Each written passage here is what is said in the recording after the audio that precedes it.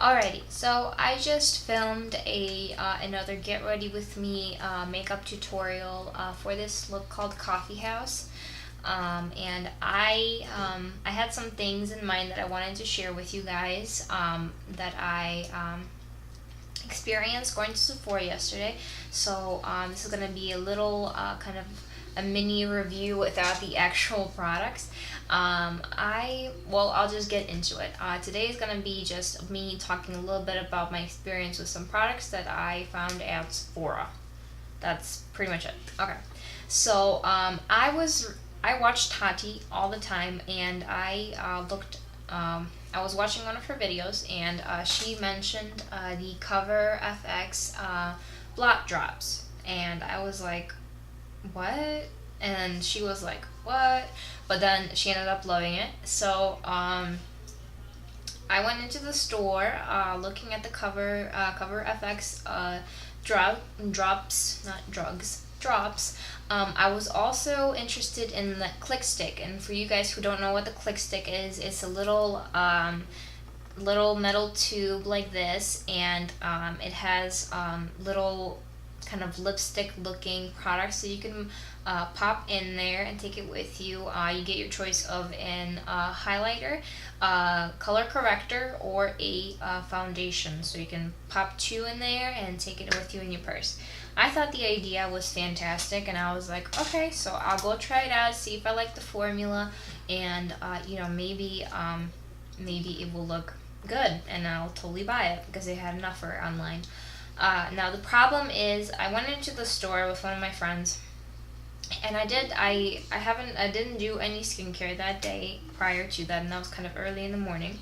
I did put on the Color FX, the Radiant Base. I'm not sure what it's called. I'll link it down below. I tried their foundation, and I think it was neutral 20 or 30, I want to say. Maybe something like that. And it was a good match for me. I think it was nice. I confirmed it with the Sephora person and my friend. And I did do the peach color corrector underneath my eyes because I'm currently looking for a really good color corrector, and I will tell you a little bit more about that after I talk about this. I did do the peach underneath the eyes. The formula is quite thick and not as creamy or as setting, like it doesn't set very well. So I was like, whatever. Okay, we'll just try the whole thing and see how it works, okay? So I took the foundation, which is actually a concealer and a foundation. I applied all of it on my face. Right away, my friend's like, you look cakey as heck. And I'm like, what? So I was like, okay, whatever. I smoothed out a little bit, I sheared it out just a little bit, but it still looked really freaking cakey. So the foundation, I was like, okay, so this is a no-go, but okay, let's try underneath the eyes. So I went underneath the eyes, and it's actually a pretty good concealer. So if you're looking for a really thick, very, very high coverage concealer, it's a good concealer. The peach did not do anything for me. It didn't make me look any better than if I just put on the concealer. So the peach, I was like, okay, pass. Then I looked at the illuminator, and I believe it was the shade Celestial illuminator. And I put that on, I smoothed it out, and nothing happened. I went around the store, like, leaning my head here and there, trying to get the light. My friend's like, I don't see anything. And I was kind of like bummed out, and I expected a lot from this product, and I didn't really like it. Again, this was kind of my first impression, my first trial run. Perhaps the Sephora products, they might have been sitting out too long, and the formula dried up or changed. I know that happens a lot. And maybe I'm not looking at it fresh, but the foundation, I feel like, regardless, unless if you guys have ever tried the new Lancome Taint Idol foundation stick, it is definitely not a formula like that. Taint Idol just freaking glides all over the face, and you can just smooth it out, and it's perfect. This is like, I really had to rub and smooth it like through all the points of my face. It was not happy. The The illuminator, I would pass on either way. I'm not a huge fan of cream illuminators to begin with, so yeah. The one product that I did like, and I did try the blotting drops, and they're okay. I don't think they're the best thing out there, but if you struggle with oiliness, if you get shiny throughout the day, even if you're dry, sometimes I get shiny. I usually just put a little bit of blotting powder instead of going with a bottle around in your purse and having to go, dropping things on maybe like either your hand, which I don't recommend you use your hand. If you have a beauty blender, that's just like it's too much to carry. Where you just pop a compact and just go blah blah and you're done. So I feel like that's an extra step. I don't like that. Again, the one product that I did like was I believe the Perfect Concealer. It's the tiny eyeliner looking pencil. It's actually a concealer. It's a very, very, like, if you want some precise concealing, that one is good. However, I can just get a brush, dab a little bit of concealer on my hand, and then go in the areas that I need to be precise. However, it is a really good on-the-go product. So if throughout the day your makeup is looking a little bit heavy, you need to conceal some other parts, maybe you've been touching your face a little bit, I think it is a good product. So that's my whole story with Cover FX. I will most likely not be trying to get the click stick or any of the stick formulations that they have. I just didn't like any of them, to be honest, so that was a no-go. I will probably end up coming back for the pencil, and it retails for, I believe, $20 at Sephora, so I will most likely go and purchase the pencil. I think it's a nice pencil. The next story from Sephora, and this is the same day. Oh, and by the way, quick note.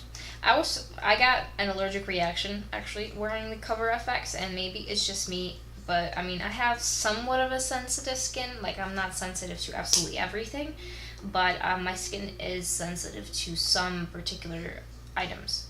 So I was trying to take off because my eyes were feeling a little bit like, almost like, I don't know, like almost oily. I don't know. It didn't feel right. So I was trying to take off the makeup and literally wipe after wipe after wipe. And I was using their 3-in-1 cleansing makeup remover water thing.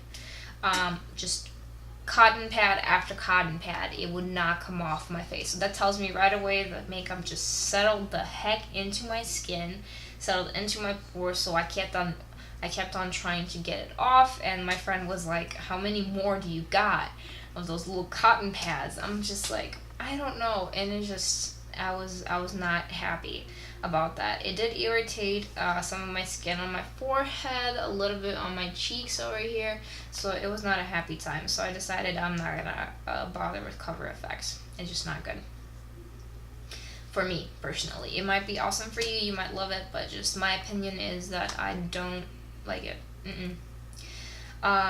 Speaking of color correctors, I'm sure you guys all know that the Urban Decay Naked ones are like the hype right now. And honestly, I think they are very well worth it. Now, I will be going into Ulta or somewhere, maybe Target, whoever sells NYX, because I've heard so many different reviews on them. Some people say they're almost identical, some people say that they're nowhere near close, so I want to compare the NYX to that, and I will let you guys know later on if the NYX is very comparable to Urban Decay Naked or if it's completely different. So, okay. I've also got some samples, and I will be trying the Glam Glow masks. Now, I smelled the orange one for Radiance, and it smelled absolutely fantastic. So I honestly, I will, just for the heck of the smell, I'm one of those people, smells are everything to me.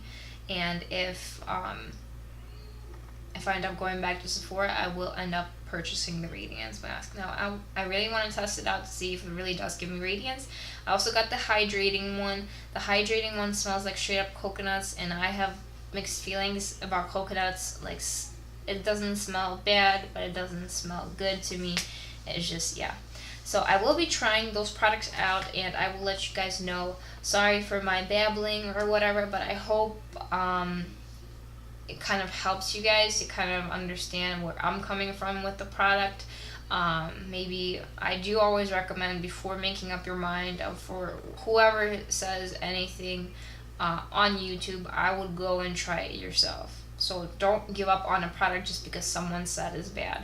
You know, even the Kylie lip kits, God knows, maybe